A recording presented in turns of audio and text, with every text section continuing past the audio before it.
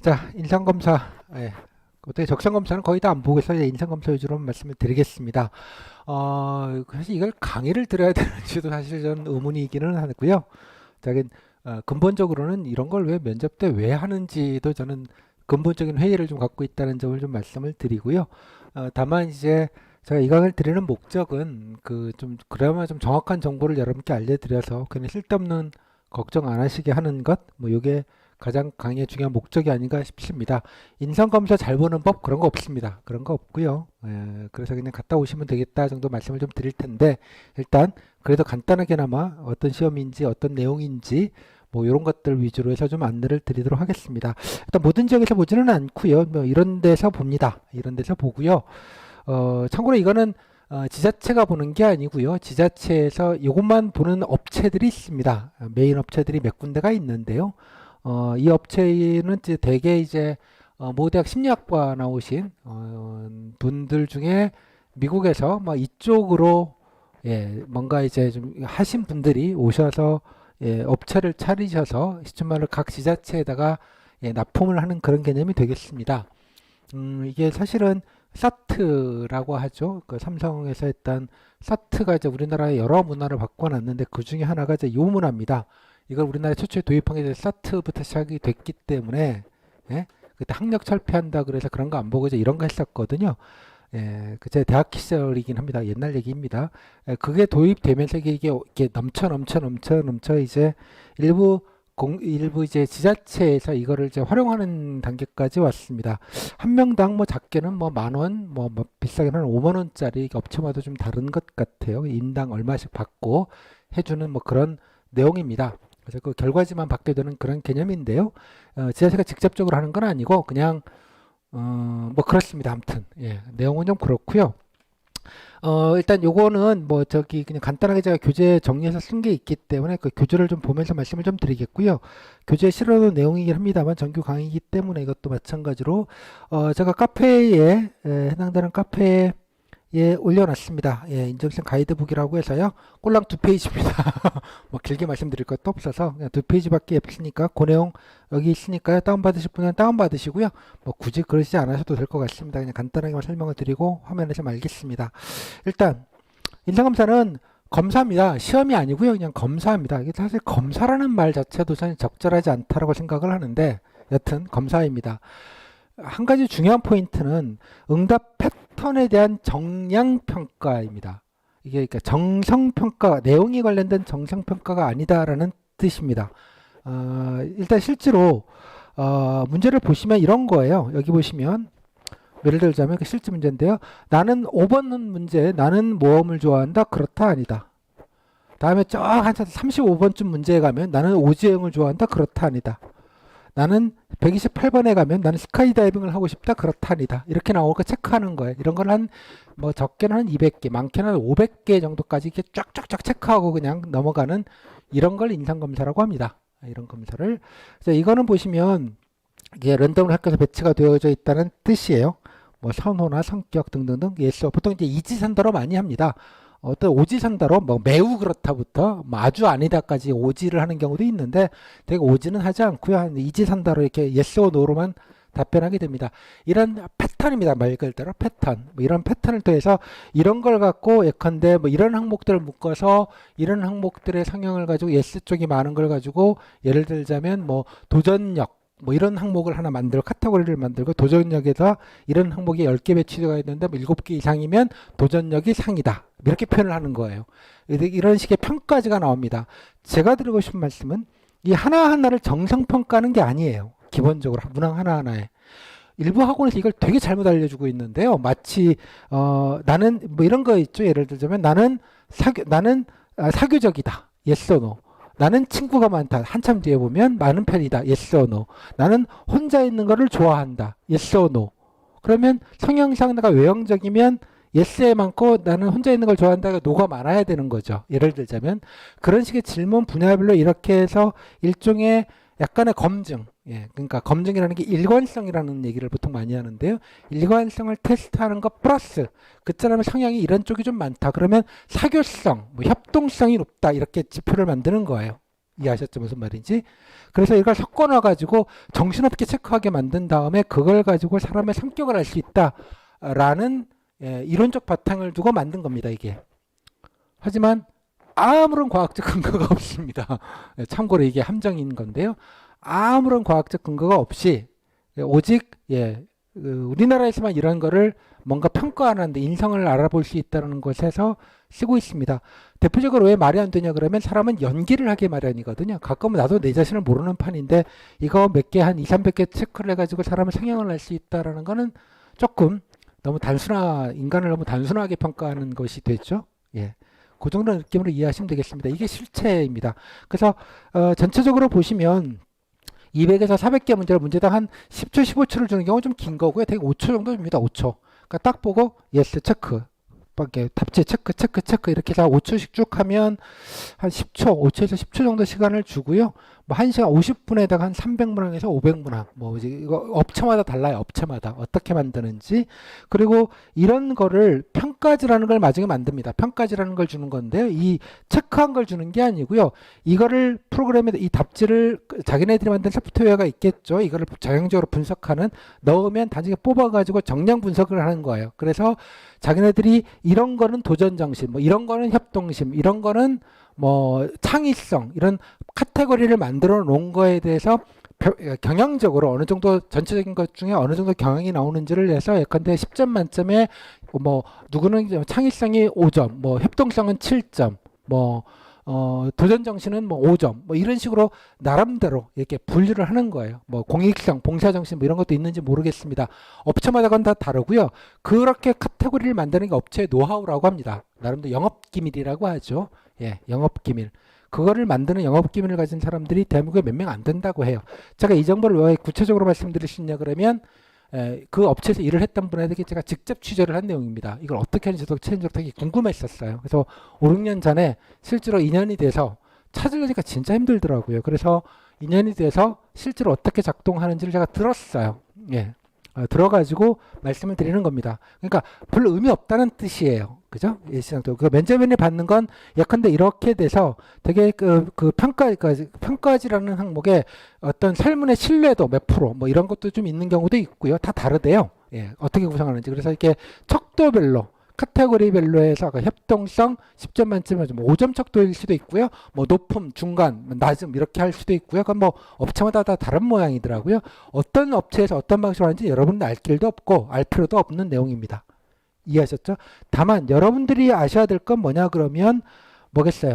정성평가가 아니라는 거예요. 그래서 일부 학원에서는 예컨대 이런 항목은 공무원의 이런 거를 평가하기 위한 거니까 뭐 이런 게 좋다라든가 뭐 이런 식으로 얘기를 하시는데 아무짝에도 소용없는 얘기입니다.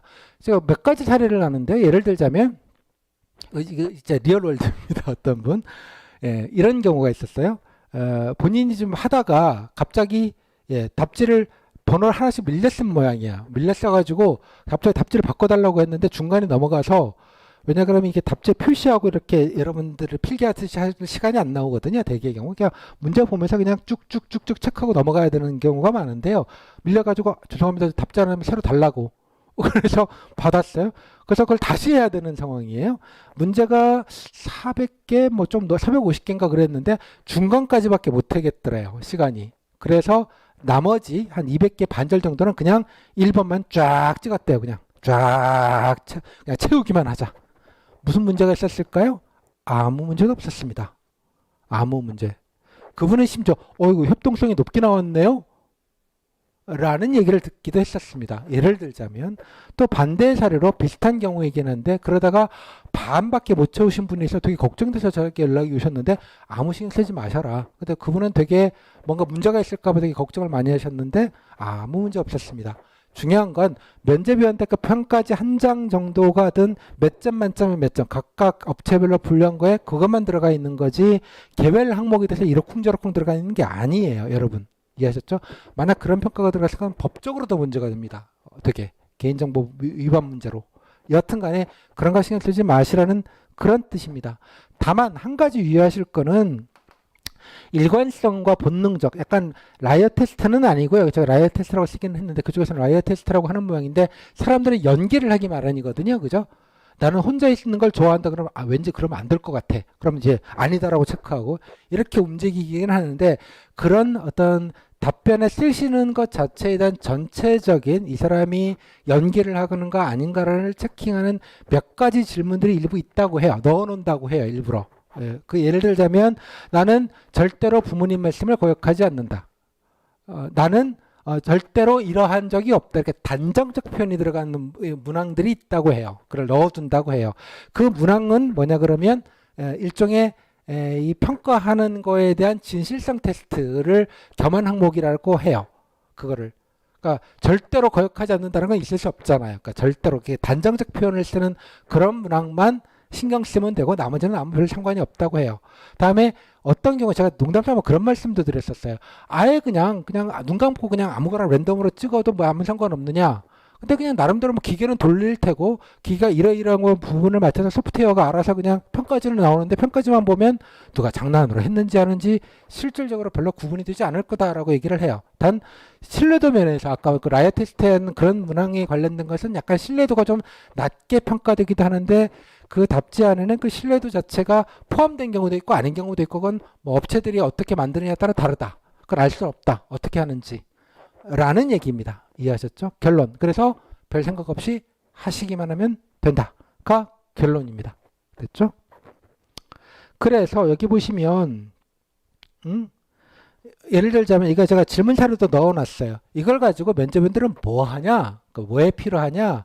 이걸 가지고 경험 질문을 하는데 씁니다. 대개의 경우가 보태놓고 약간 협동성이 적게 나왔어요. 예를 들자면 그 지수가 뭐 그 지수 척도를 얼마나 뒀는지 10점 만점인 몇 점인지 5점 만점인 뭔지 뭐 높음 중간 낮음으로 했는지 그건 알 수 없지만 낮게 나왔으면 면접위원이 보고 묻는 거죠. 예를 들자면 본인은 뭐 경험 중에 타인이랑 협조해서 뭐 그런 경험이 있나요? 라고 묻는. 근데 물론 면접위원이 인성검사에서 이런 게 낮게 나왔는데 그거에 대해서 어떻게 생각하냐라는 식으로 직접적으로 질문하는 경우는 거의 없고요. 대개의 경우 그냥 본인이 인성검사인지 아닌지 몰라요. 잘. 그래서 보고 본인은 혹시 남들이랑 협업해서 뭔가 했던 경험이 있나요? 라는 물은 그 지수가 낮게 나오니까 보완적으로 물으실 수도 있어요. 물론 그거와 상관이 없이 물을 수도 있고요. 알 수 없다는 뜻입니다. 그러면 있으면 그냥 얘기하면 되잖아요. 이해하셨죠? 무슨 말인지? 여기에 제가 예시가 든 건 인성검사에서 타인을 향한 배려심이 깊다는 결과가 나왔는데 맞나요? 이런 건 정말 흔합니다. 1년에 하나 볼까 말까 한 질문이에요. 예를 들면 이렇게 명시적으로 제가 이게 4년치인가를 다 털어갖고 이거밖에 없었어요. 명시적으로 한 거를. 즉 그 말은 신경 안 써도 된다는 뜻이기도 합니다. 후속 질문까지도. 이해하셨죠? 경험들과는 다르게 인성검사를 보면 자신감이 낮게 나왔는데 왜 그런가요? 이런 질문도 정말 흔하다고 말씀드렸죠. 1년에 하나 볼까 말까 한 질문이라고. 면접위원이 원래 이렇게 하면 이렇게 질문하면 안 되는 거예요. 이 결과를 가지고 사람을 선입견을 갖게 만드는 거는 시험의 공정성이 사실 엄밀하게 말하면 위배가 되는 행위이기도 합니다. 근데 이거는 왜 지자체에서 이런 걸 왜 하느냐? 뭔가 저는 그런 생각이 좀 들어요.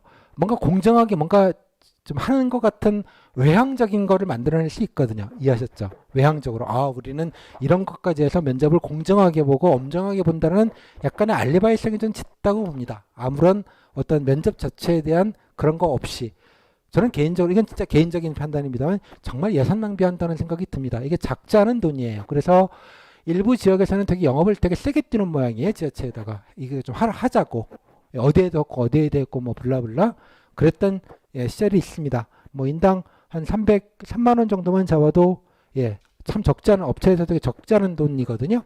그런 식으로들 운영을 많이 하는 걸로 알려져 있습니다. 오해하실라 또. 자, 이해하셨죠? 여기 뭐 인성검사를 보니까 굉장히 착하셔서 거절하기 쉽지 않아 보입니다. 만약에 규정상 되지 않는 일을 해달라고 한다면 어떻게 하실 겁니까? 뭐 이것도 그냥 인성검사를 직접적으로 언급한 질문이라는 뜻입니다. 대개 이런 경우는 흔치 않고 그냥 간접적으로 관련된 경험을 묻는 게 고작이다. 이 정도로 좀 정리를 해서 말씀을 좀 드리도록 하겠습니다. 다시 돌아와서 그래서 자 결론이 좀 빠르죠? 10분 만에. 첫째, 갖다만 오시면 된다. 물론 이제 온라인으로 보는 경우도 많습니다. 그 지역마다 다르니까 곰곰이로 확인해 보시고요. 물론 이제 대개의 경우 불참시, 안 할 시에 불이익이 있을 수 있음. 이렇게 아마 공고문에 되게 나와 있어요. 불이익이 있을 수 있다. 근데 엔간하면 가시면 좋겠고, 서울시 경우만은 예, 만약에 인성검사를 안 보면 면접 참가가 불가하다 라고 못을 박아놨습니다. 공고문에 서울시만. 다른 지역은 불이익이 있을 수 있다라고 애매하게 표현을 해놨는데, 뭐 여하튼 간에 엔간하시면 그것도 시험의 한 과정이니까요. 뭐 반드시 참여는 하시면 되겠다. 둘째, 면접 평점과 아무 상관없다. 예, 말씀드렸고요. 세 번째, 문항별로 정상평가하는 거 아니까 영혼을 걸고 고민하지 마시라. 오케이? 일단 그룹 패턴, 측정 같은 느낌이 훨씬 강한 것이다. 이 점도 잊지 않으셨으면 좋겠습니다.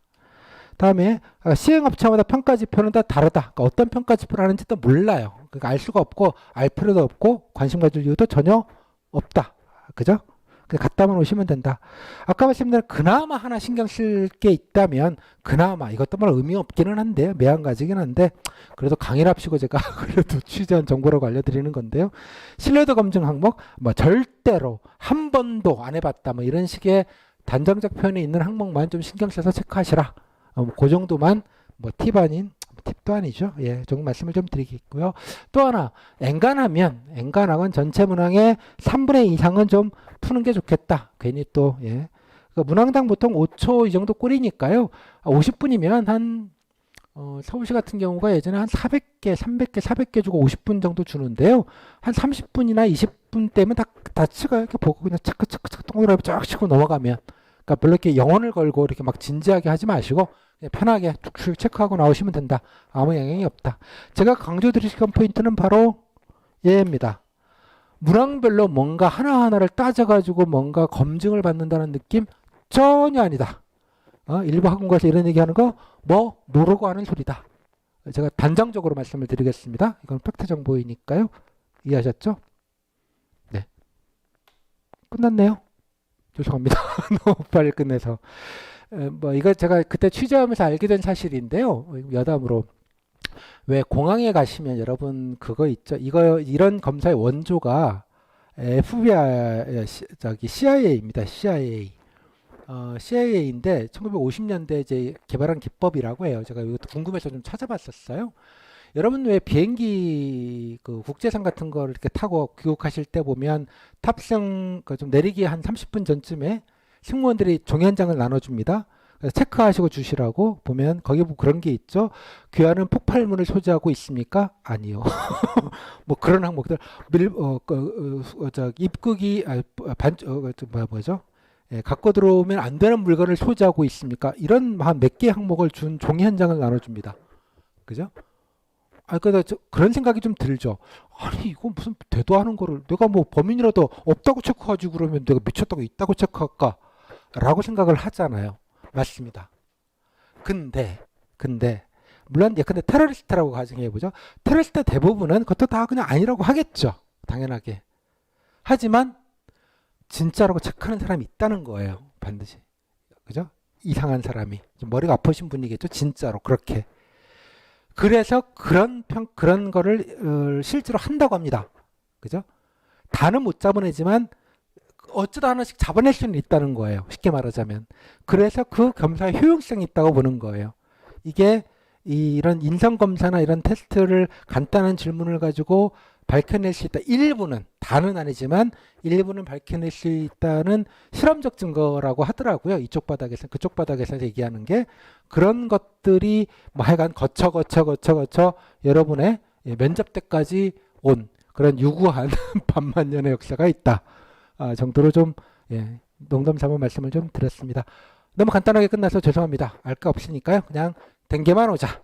댕게만 오고 열심히 그냥 내 마음 가는 대로 그냥 쭉 체크하시면 되지 체크한 번호에 대해서 미련을 두지 마셔라. 전혀 상관없다. 라고 말씀을 드리겠습니다. 실제로 보면 본인 실제 성격하고도 전혀 이상하게 나오는 경우들도 되게 많아요. 이런 거를 가지고 사람의 성향을 파악할 수 있다. 이런 단순한 걸 가지고 파악할 수 있다는 것 자체가 참으로 비과학적이고 전 사이언스를 전공한 사람이라서 이런 걸 유사과학이라고 합니다. 수도 사이언스라고 하죠. 가짜 과학. 말도 안 되는 과학적 근거라고는 일도 없는 이런 걸 가지고 사람의 성향을 알 수 있다 그러면 노벨상을 받아야죠. 물론 사람의 성향이라는 것 자체가 과학적인 카테고리 개념은 물론 아니긴 합니다만 이런 단순 체크 몇 개를 해가지고 알 수 있다는 건 그렇습니다. 가끔은 그렇죠. 예, 노래 가사처럼 예, 내 속엔 내가 너무도 많아 어쩌고 저쩌고 노래 가사가 있죠. 가끔 나도 내 자신을 모르겠는 판에 그죠? 기계 소프트웨어가 나를 알 거라는 생각은 저는 들지는 않습니다. 자, 뭐 이거는 여담이고요. 면접 준비용으로는 요까지 갔다만 오자. 끝. 이 정도로 마무리 짓겠습니다. 질문 있으십니까?